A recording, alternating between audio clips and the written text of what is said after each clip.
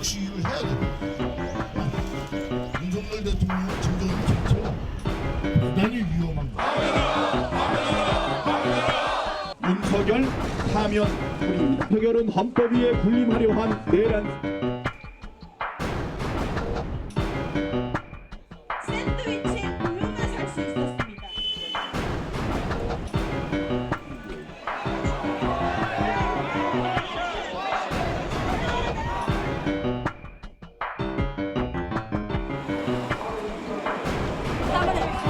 하고 하는데 왜 자리를 내고 시민을 무슨 아버지, 아이고, 조심하세요. 조심하세요.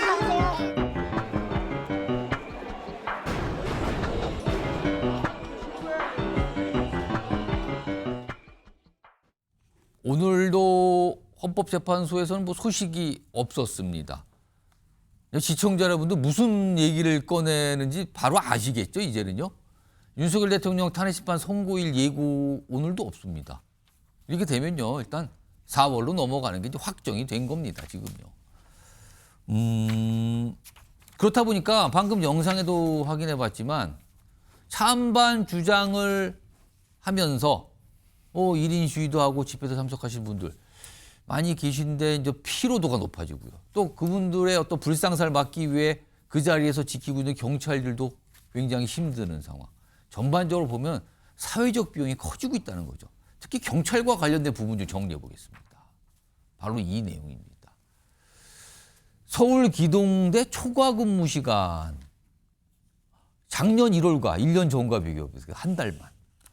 초과 근무 시간이 보면은 뭐 54시간 정도 이렇게 되죠. 근데 올해는 100시간이 넘어간답니다, 지금. 초과 근무가. 계속 일이 생긴다는 거죠, 지금요. 엄청난 피로도 올 거예요. 그리고요, 이게 서울이 아닌 다른 지역에서 이제 파견을 보잖아요, 기동대원들. 그럼 이 기동대원들은 여기서 숙박도 해야 되고 그랬거든요. 근데 여기 보면은요, 숙박비로만 3월 23일까지 13억 넘게 들었대요. 근데 올해 편성된 국내 여비의 77%를 이미 써버렸답니다, 숙박비로. 연초거든요, 지금. 아직 3월 안 끝났거든요. 근데 77%를 썼답니다, 예산에. 숙박 비용으로. 여러 가지로 좀 비용이 급증하고 있습니다. 자, 이 얘기 좀 해보죠. 홍석준 전 국민의힘 의원 나오셨고요. 신현영 전 민주당 의원 자리하고 계십니다. 안녕하십니까. 우선 신현영 전 의원님, 사회적 비용 너무 커지는 거 아닙니까, 지금? 너무 정말 우리 사회가 스트레스를 넘어서 예산으로도 낭비가 상당히 심하다. 예. 실제로 보면은 작년 1월에 비해서 올해 1월에 그 경찰 기동대의 초과 근무 시간과 비용이 2배가 훌쩍 넘었어요. 그래서 작년 1월에 84억을 지출했는데 올해 1월에는 167억 원, 딱 2배입니다.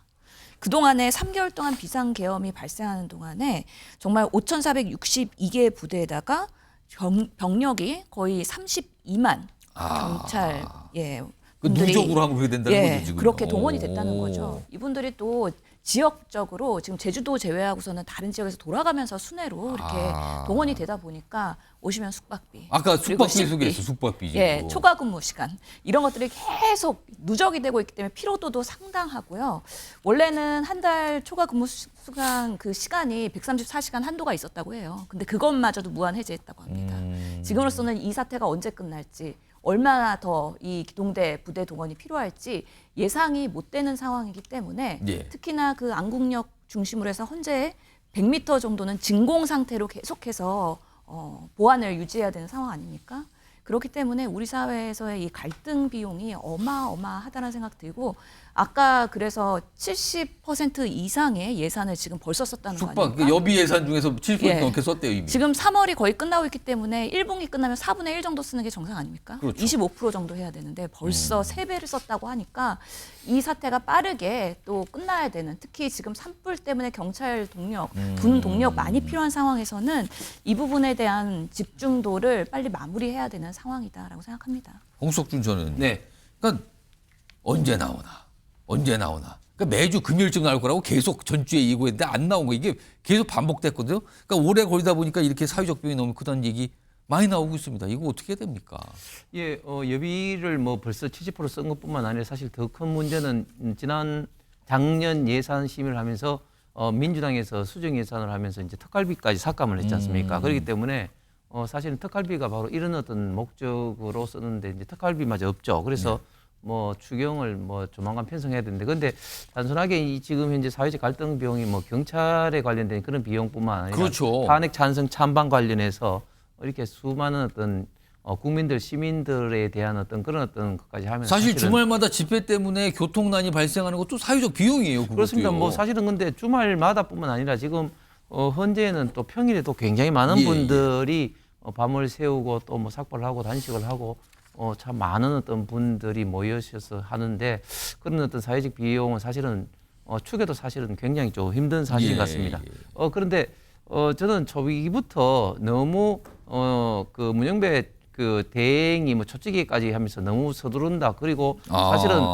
민주당 어떤 패널들 같은 경우는 이건 볼 것도 없이 뭐 8대0 뭐 탄핵이 인용되기 때문에 뭐 3월 초에 된다, 뭐 3월 14일 된다 할 때 저는 다른 어떤 반대 의견을 피력했는데, 지금은 사실은 이제는 4월 18일 날 문영배 대행이 퇴임하는 어떤 날짜이기 때문에 예.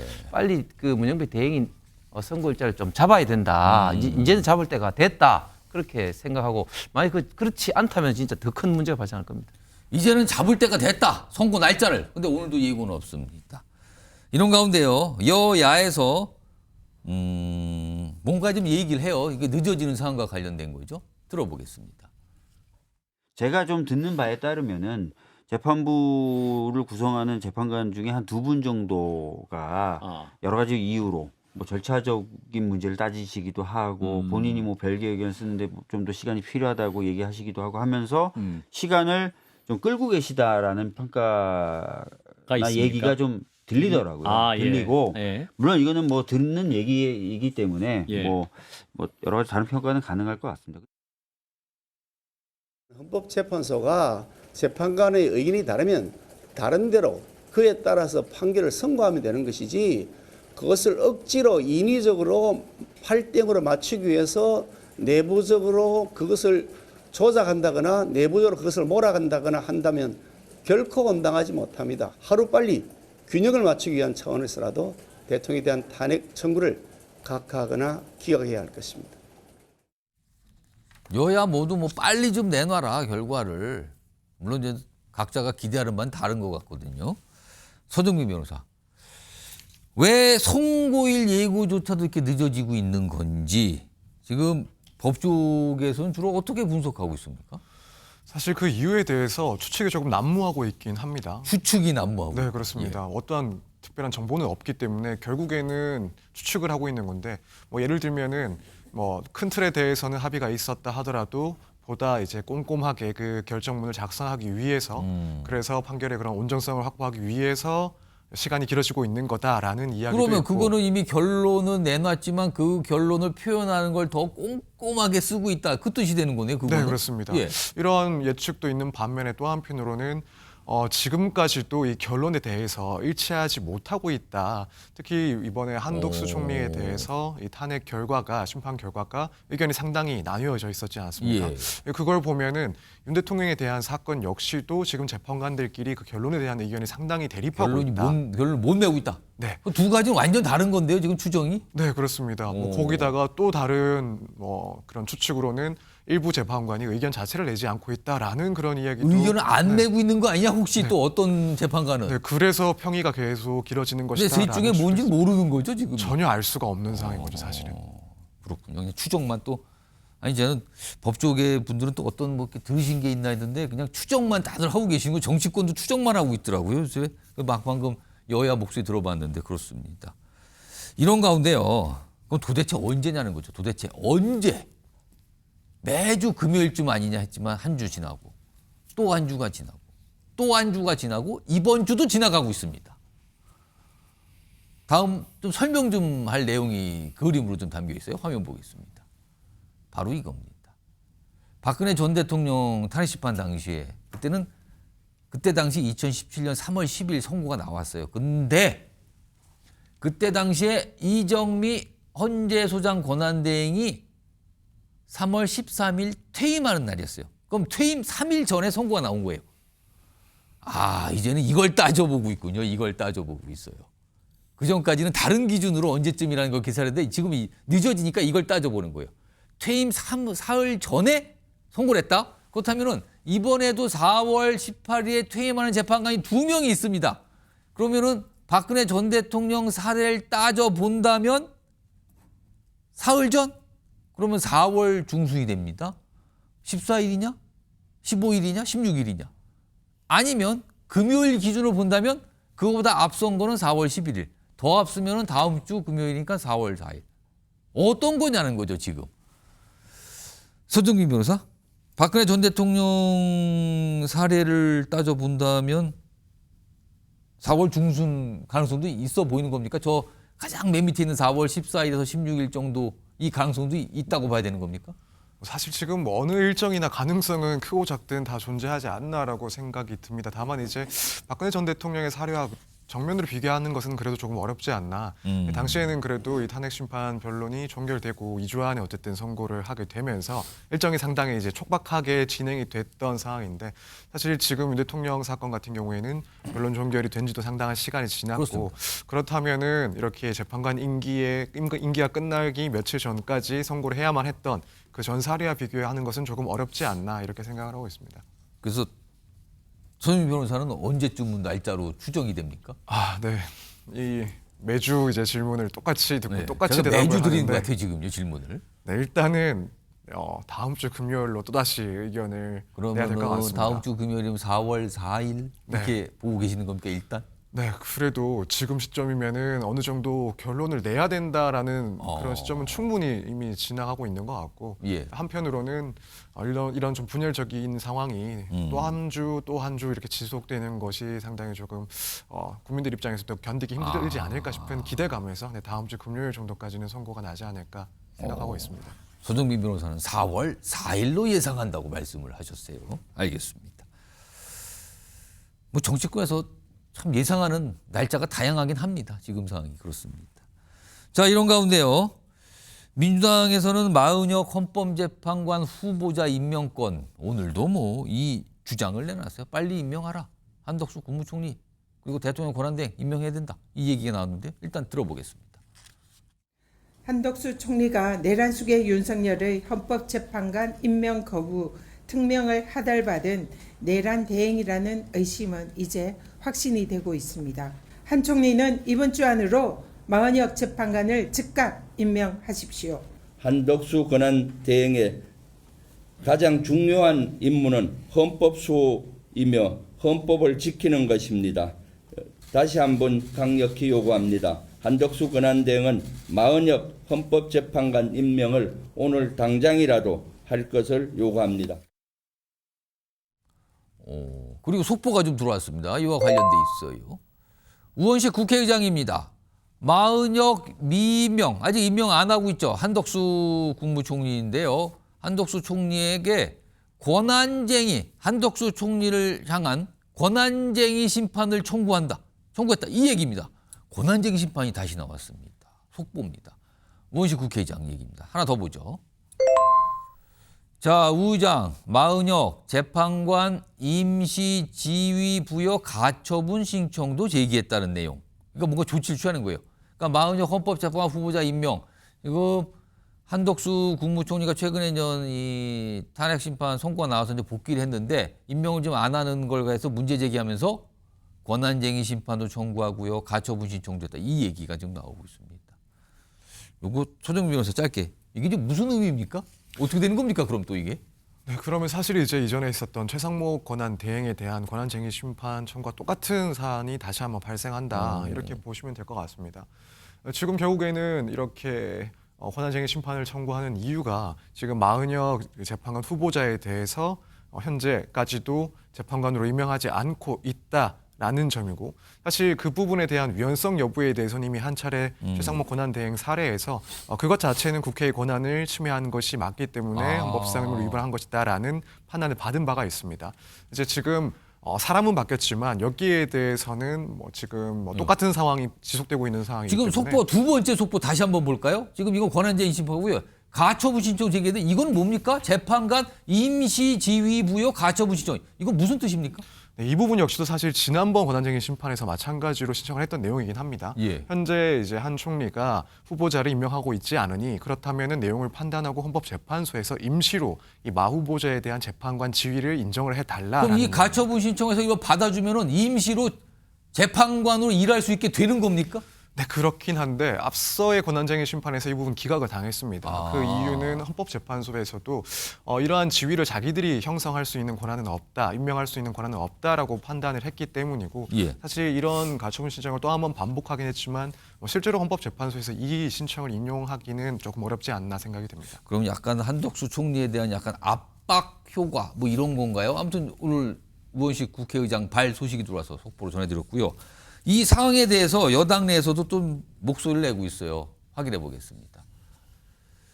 자, 윤상현 의원인데요. 민주당이 저 마은혁 후보자 임명 이 얘기를 계속 강조하고 있잖아요. 근데 민주당 마은혁 임명에만 집착하며 정치적 거래로 삼는 것은 공당으로서 해서는 안 되지. 그러니까 왜 이렇게 마은혁 임명에 집착한 이유는 뭡니까? 막 이렇게 문제 제기하는 거예요. 그러면서 윤석열 대통령 탄핵 심판을 유리하게 만들기 위한 정치적 술수다. 이렇게 또 글을 올려놨네요. 이거 두 분께 좀 질문 좀 드려보죠. 홍석중 전 의원님. 네.